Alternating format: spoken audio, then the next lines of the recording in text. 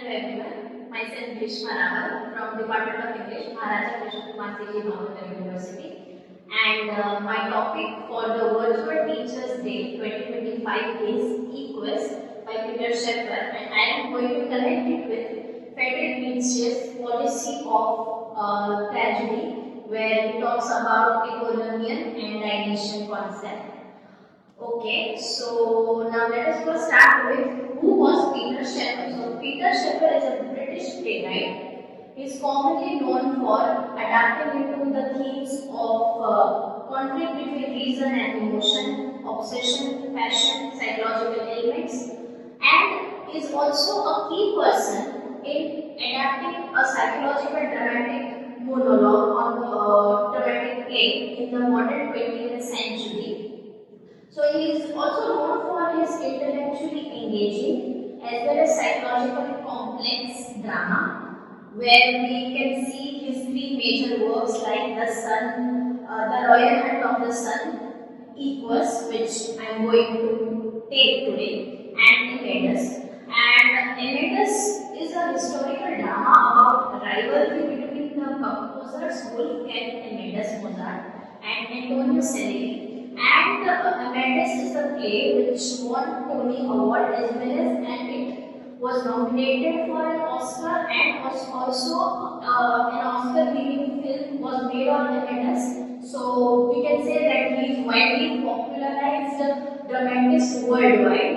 So now coming to Equus, we can say that Equus is a psychological drama about a psychiatrist teaching a 17-year-old teenager with an intense religious and sexual obsession with horses.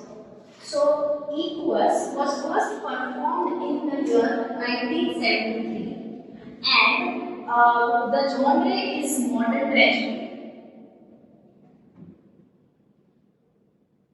as well as psychological drama.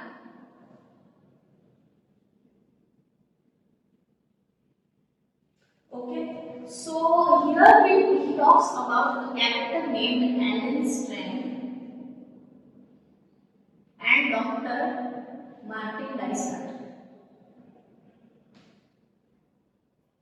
So these are the two most pioneering or important characters I would like to say about Equus.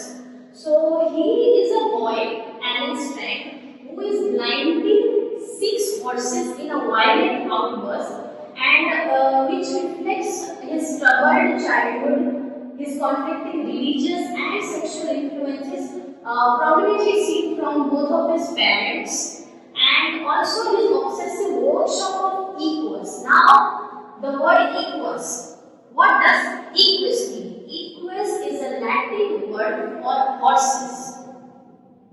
So we need to remember what Equus refers to. It refers to horses. So the play is unfolding in a way where a psychological detective story, we can see a psychological detective story over here, and audience learns Alan's motives gradually throughout the whole play regarding his memories, his confessions. Even in Dysart's prologue, we can see that. Now who is Dysart? Dr. Martin Dysart is the person who is treating Alan regarding his obsession with horses and the crime he committed of blinding the horses. So he is using 3 drugs to treat Alan, where he is using a placebo, also hypothesis on what can I say, he is using anesthesia kind of thing, but nothing is working on him. In the end, a truth drug is working. And truth drug is nothing but a pill, normal pill, or also we can say a toffee, which is working on Alan, because psychologically now he is adapting that he wants to confess his crime, his sin, what he committed.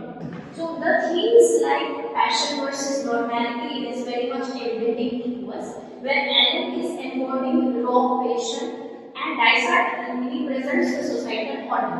So here we can say that Alan's friend is raw passion and Dr. Martin Dysart is order, psychological order.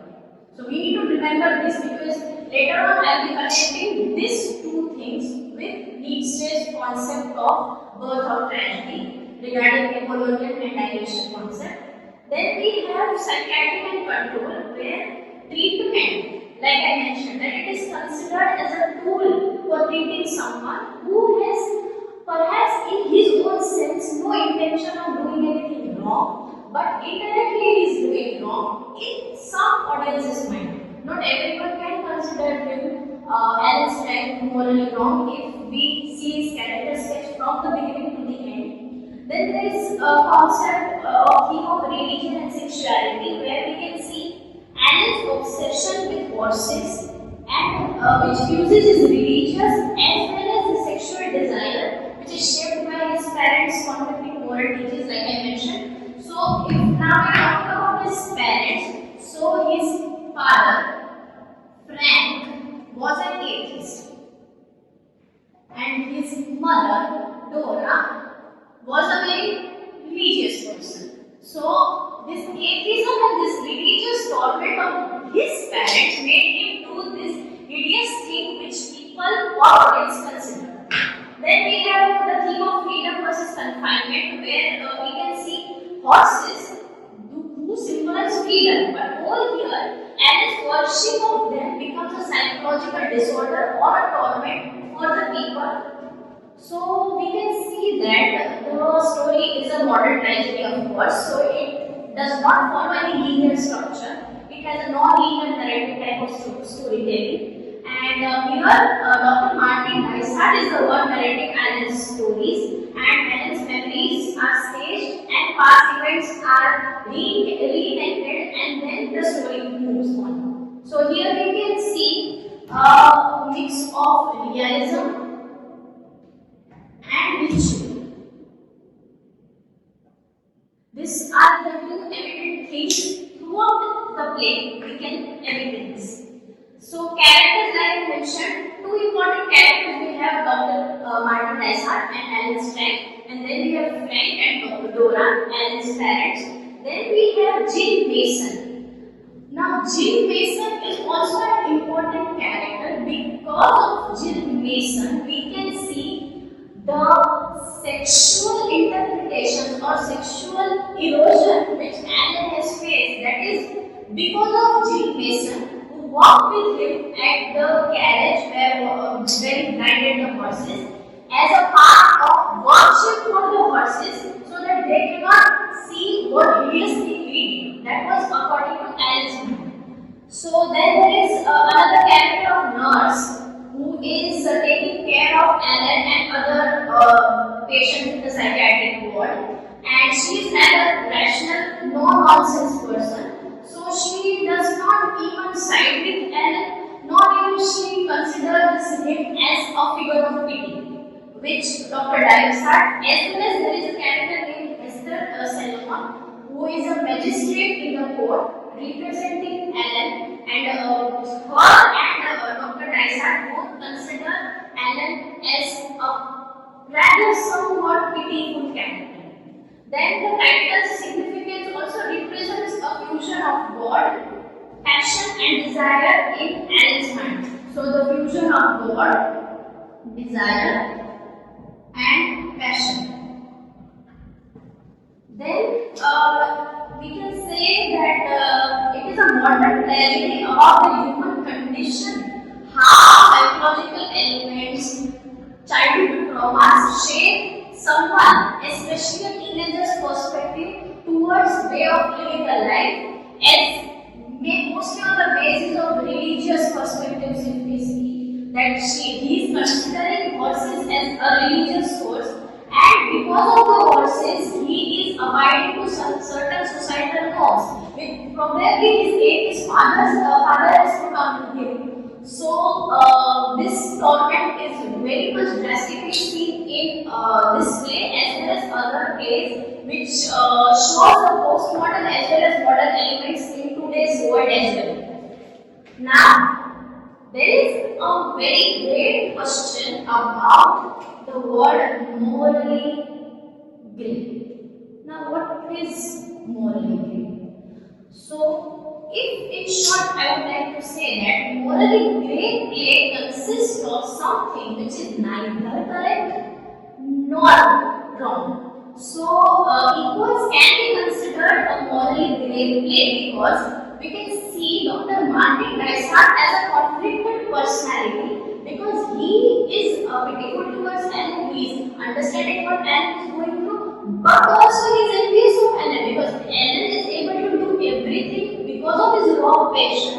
And why Dr. Dysart cannot, due to the societal rules abided by the society on him, because he is a doctor, he is a psychiatric doctor, so he has to follow those rules, while Ellen cannot because he is just a teenager.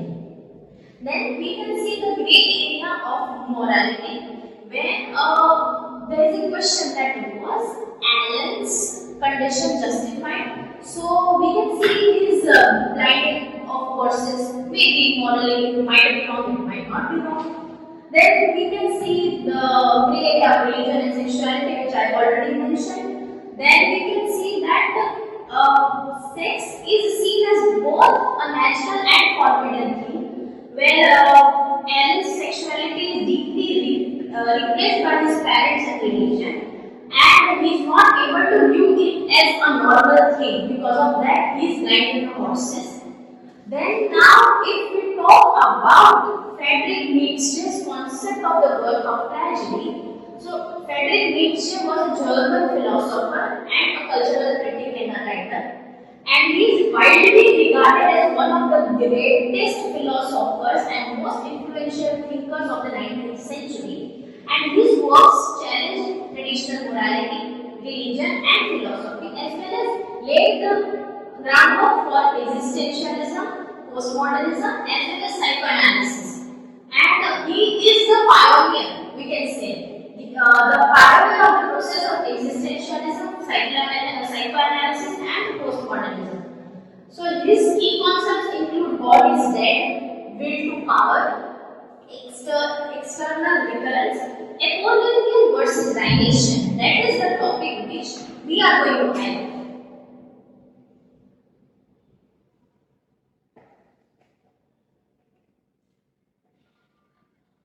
Dionysian. So, now what is Apollonian and Dionysian concept in the word for tragedy? So, we can see Apollonian referring to something orderly, something with reason, something with discipline, something with clarity, something with civilization. So, Dr. Martin Dysart can be called as an Apollonian character, whereas Dionysian refers to something raw, something passionate, something which has chaos in it.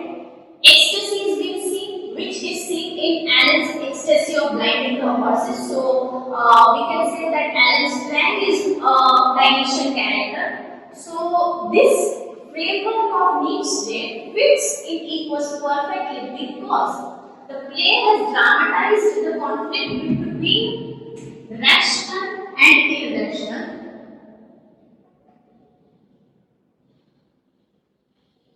Which is very much highlighted in the play as the characterization of Allen and Dysart goes on. And also an ecstatic passion which is being seen by Allen's perspective and Allen's choices. So we can see this that Allen's worship of Equus, like he's repeating the word egg, referring to Equus, egg, he is stating this. So that can be seen a raw element of Dionysian energy. Then a tragic conflict where society is demanding order, which is Apollonian. And our heart, our mind is asking something raw, something passionate, which is referring to Allen's point of view, which is Dionysian, yes. Then we can see the stable scene where Allen is blinding the horses, which is according to the society. In an Apollonian way, it is not correct. But from the Dionysian perspective, it is very much correct. So, it is morally grey, like I mentioned, that nothing is right, nor nothing is wrong. And we can see a true Nietzschean tragedy in this. So, in short, we can say that modern tragedy of Apollonian and Dionysian concept is very much evident in Equus, and Peter Shaffer is brilliantly captivating this element in his work. And we can see that his particularly of birth of tragedy is evident in this work, and it is maybe widely regarded as well. So thank you, that is it from my side.